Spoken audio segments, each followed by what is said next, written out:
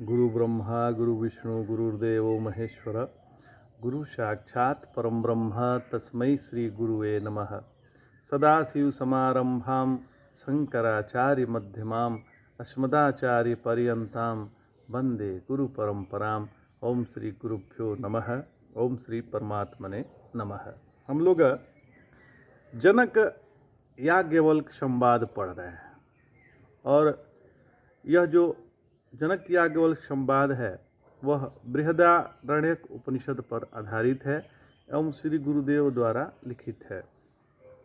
गुरुदेव भगवान कहते हैं कि हे सौम्य, महर्षि याज्ञवल्क्य ने राजा जनक को श्रुति के उन 2 मंत्रों का तात्पर्य बताया जो वचन दिया था। जिस श्रुति के 2 मंत्रों का उल्लेख उन्होंने किया था, उस श्रुति वचन में यह कहा था कि श्रुति कहती है कि ज्ञान से जो अन्य मार्ग है वे हेय हैं, इसलिए ज्ञान में ही मुमुक्षु प्रवृत्त हो।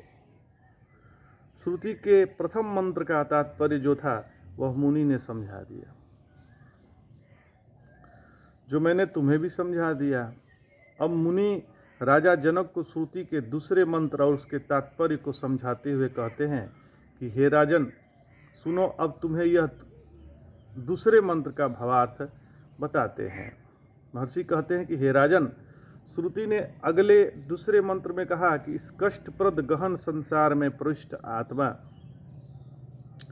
को जिसने जान लिया है, उसका आत्मरूप से साक्षात्कार कर लिया, वह सबको बनाने वाला, सबका कर्ता, उसी का लोक है। वही लोक है यो मुक्त को ईश्वर से अभिन्न बताया है।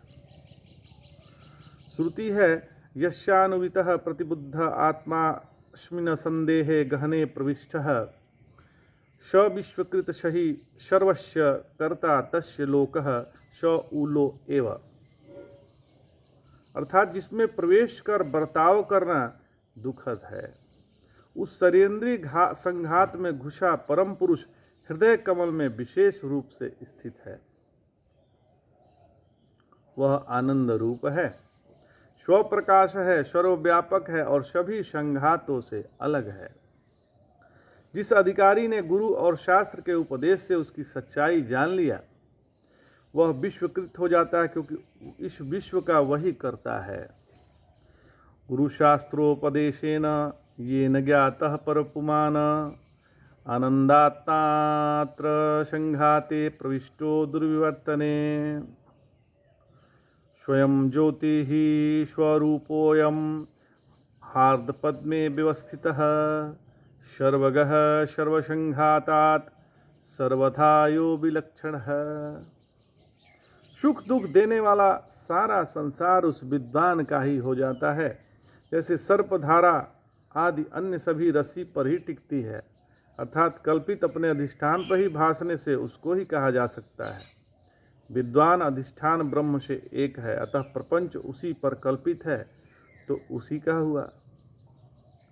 तीनों मार्गों से पाए जा सकने वाले जो ब्रह्मलोक से नरक तक के लोक हैं, वे इस ब्रह्मभूत विद्वान से अतिरिक्त कुछ नहीं है। आदि दैविक आदि भेदों वाला स्थूल सूक्ष्म यह सारा विश्व यह आत्मा है, जैसे सर्पादि रज्जु ही होते हैं।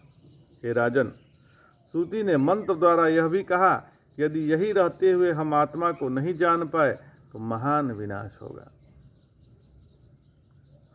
उसे जानने वाला ही अमृत होते हैं, बाकी दुखी पाते हैं।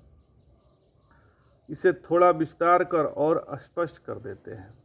हे राजन, क्योंकि ब्रह्म ज्ञान रूप मार्ग सबसे श्रेष्ठ है, इसलिए संसार नामक जंगल में ही जाने वाले तीनों रास्ते छोड़कर सूक्ष्म और वितत यह भीतर ब्रह्म ज्ञान रूप मार्ग पर ही झट से चल देना चाहिए, जब तक उसे मृत्यु नहीं निगल लेती। त्रैवर्णिक शरीरों में रहते हुए ही अव्यय आत्मा को जान लेना चाहिए, जिसके अनुभव से हम सर्वरूप हो जाएंगे। हे नृप, अधिकार प्राप्त शरीरों में रहते हुए यदि हमें आत्म या थात्म का शास्त्रानुसार निश्चय नहीं हुआ तो हमारा बड़ा हानि होगी। बिजली चमकने जैसी चंचल दुर्लभ मनुष्यता पाकर ऐसा कुछ कर लेना चाहिए ताकि पुनः कभी दुख न मिले। हे राजन, आग से तपी बालू पर हाथ से गिरे घी को अत्यंत चतुर व्यक्ति भी उठा नहीं सका। एक मनुष्य शरीर को छोड़कर बाकी सभी अच्छी बुरी योनियों के विविध शरीर हमेशा सुलभ है। मनुष्यों में यदि भारत देश में अधिकारी का शरीर मिल जाए तो इससे अधिक हमें सौभाग्यवश और कुछ नहीं मिल सकता। अधिकारी अर्थात वेदाधिकारी, क्योंकि वेद रूपक ज्ञानाधिकार मनुष्य मात्र को भी सुलभ नहीं है। वेद का ज्ञान जो है सबको सुलभ नहीं है।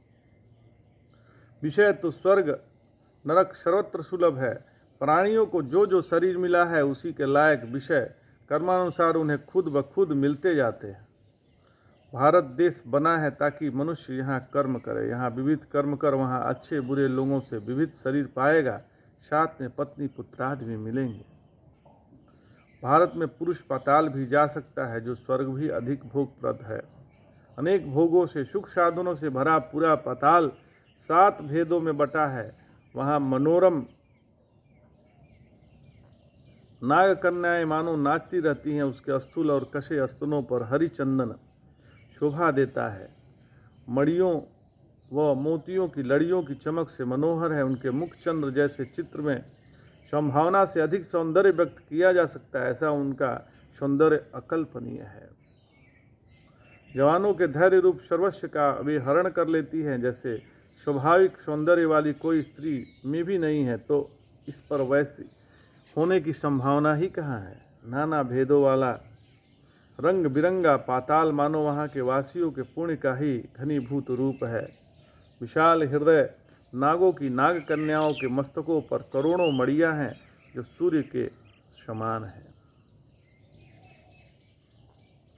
बिल्व फल के समान आकार वाले चंद्रबिंब जैसे चमकने वाले मोतियों के हजारों हार उनके चंचल संशरीर को अलंकृत करते हैं। मुनि पाणिनि जो असूर्य पश्य शब्द बनाया है वह पाताल में ही सार्थक है, क्योंकि वहाँ कोई भी देहधारी सूर्य नहीं देखता।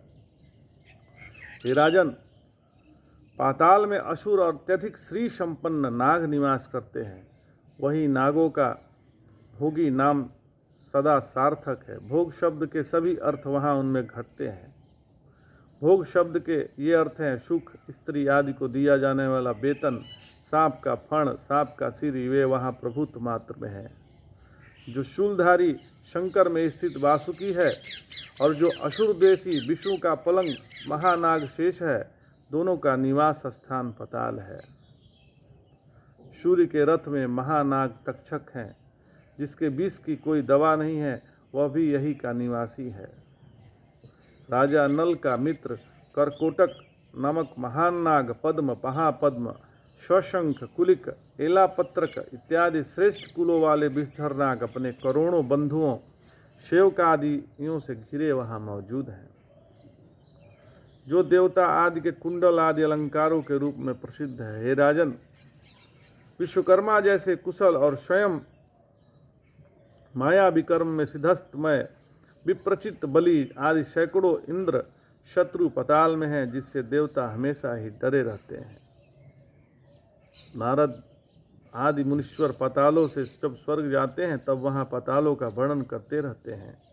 हे राजन, पृथ्वी में, स्वर्ग में और ब्रह्मलोक में प्राणियों का पुण्यवश जो अद्भुत सुख प्राप्त होता है उसे आप भी जानते ही हैं। हे राजन, भारत देश में मनुष्य शरीर पाकर यहाँ किए पुण्यों से ही सुखमय लोकों की प्राप्ति होती है।